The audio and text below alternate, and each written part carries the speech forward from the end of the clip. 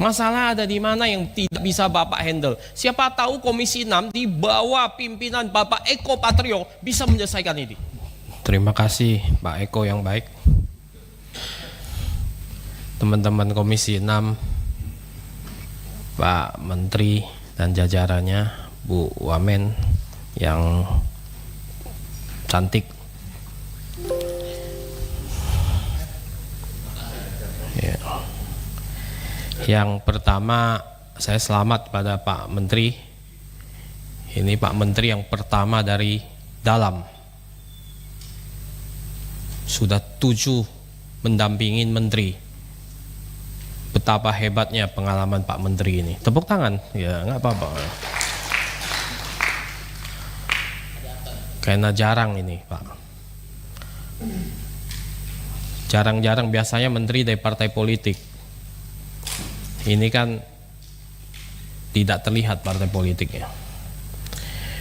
Jadi kita apresiasi dan selamat juga buat Bu Wamen yang merepositioning dirinya dari anggota DPR menjadi Wamen.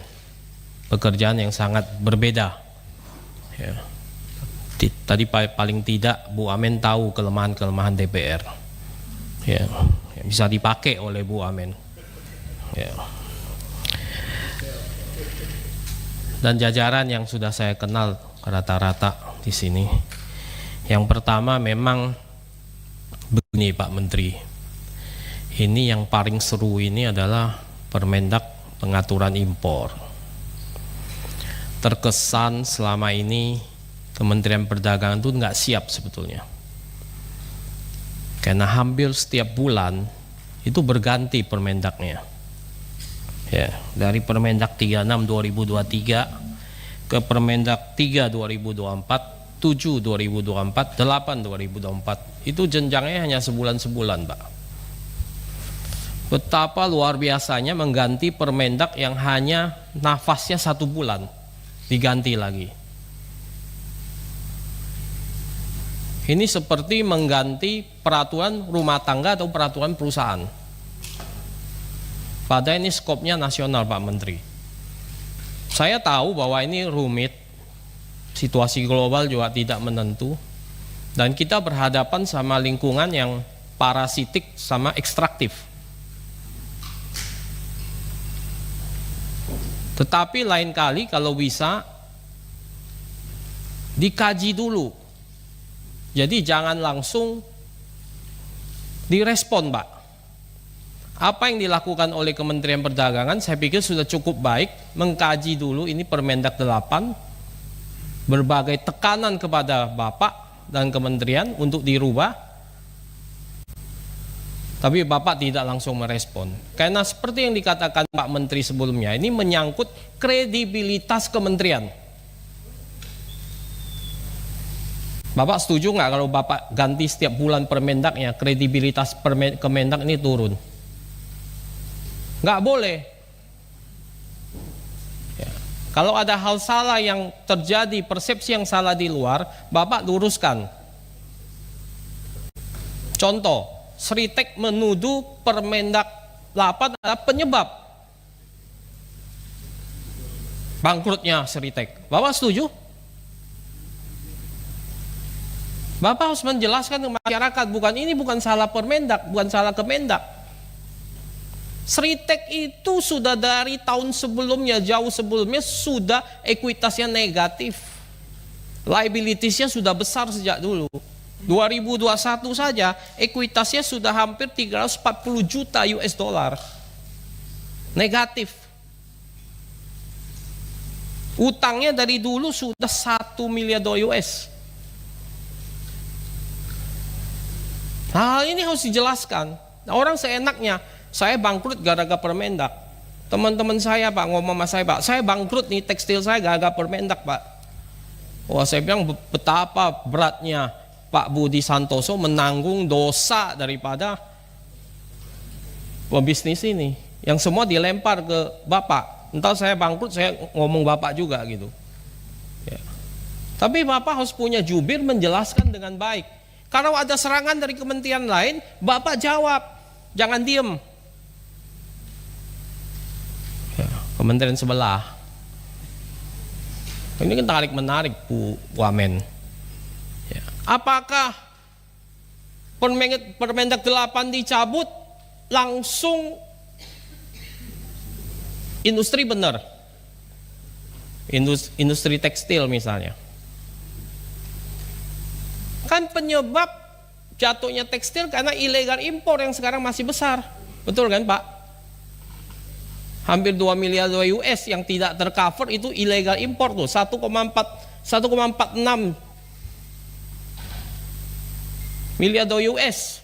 Tahun 2024 aja masih 800 juta US dollar yang masuk ilegal, yang selisih pencatatan itu Pak Menteri, antara yang diekspor China sama yang diimpor Indonesia ada selisih, itulah ilegalnya. Jadi saya nggak mau Kemendak yang mitranya Komisi 6 ini membuat peraturan sebulan-sebulan keluar Permendak. Saya pikir Bapak juga nggak mau. Sebisa mungkin Bapak pertahankan dengan data yang akurat begitu Pak. Itu harapan saya. Ya ada telepon, ganti langsung. Waduh Pak, saya tahu tuh Permendak 8 saya lagi di Itali tuh Pak. Betul kan? Bersama teman-teman Kemendak juga itu.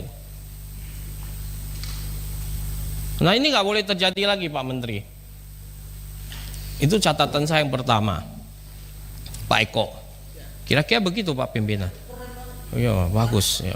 Saya lapor tuh Pak Eko. Nah.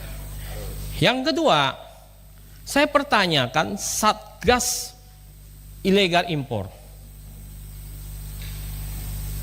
Bahwa dengan masih masuknya ilegal impor tekstil yang cukup besar di tahun 2024 sampai Juni 2024 ini ada 800 juta US, berarti kan Satgasnya ini enggak efektif Pak Menteri.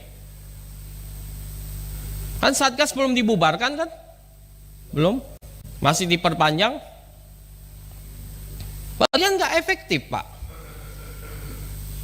Sementara ilegal import yang lain kok bisa tidak masuk? Padahal selisih harganya cukup tinggi Pak. Kok tekstil aja yang masuk terus ini? Apa sih kendala Bapak? Masalahnya apa sih? Saya lihat, wah begitu. Apa tuh? Penyitaan dibakar itu. Nggak tahu yang dibakar berapa itu. Langsung habis, tapi masih ada Pak. Jadi di mana salahnya? Saya minta Pak Menteri menjelaskan. Masalah ada di mana yang tidak bisa Bapak handle? Siapa tahu Komisi 6 di bawah pimpinan Bapak Eko Patrio bisa menyelesaikan ini.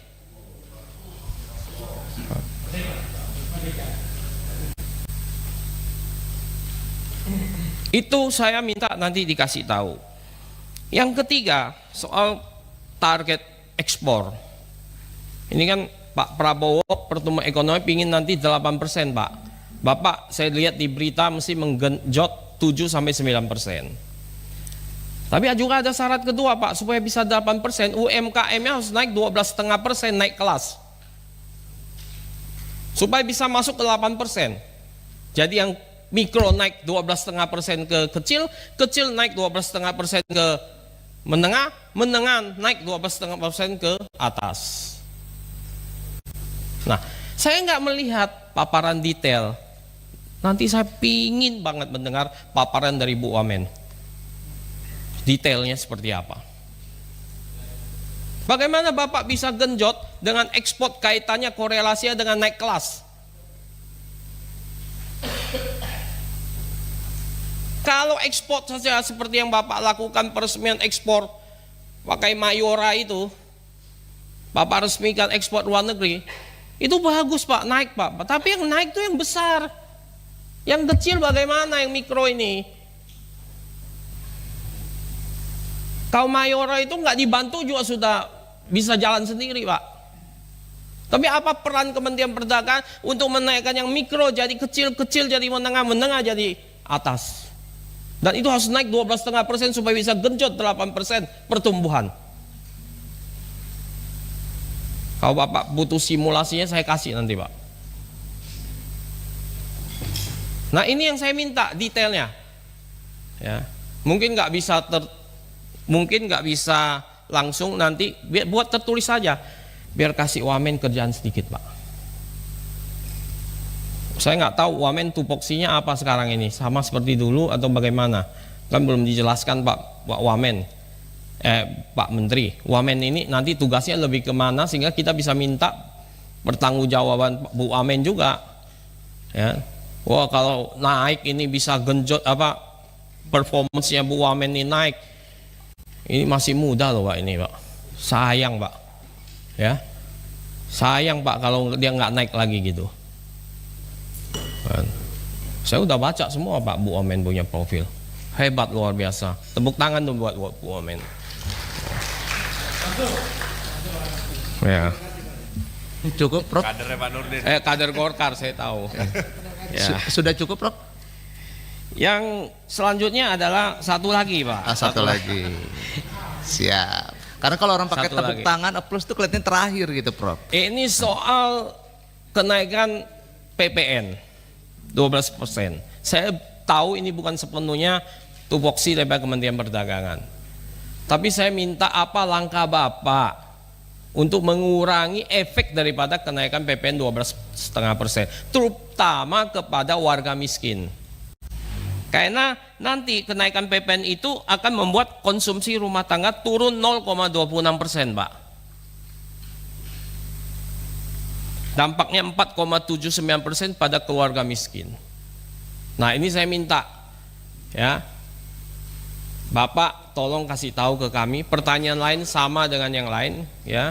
Saya pikir cukup 4, padahal ini masih ada 10 Pak. Ya, cuma Pak Eko sudah mengingatkan saya ikutin instruksi Pak Eko. Terima kasih pimpinan. Terima Merdeka. kasih. Merdeka.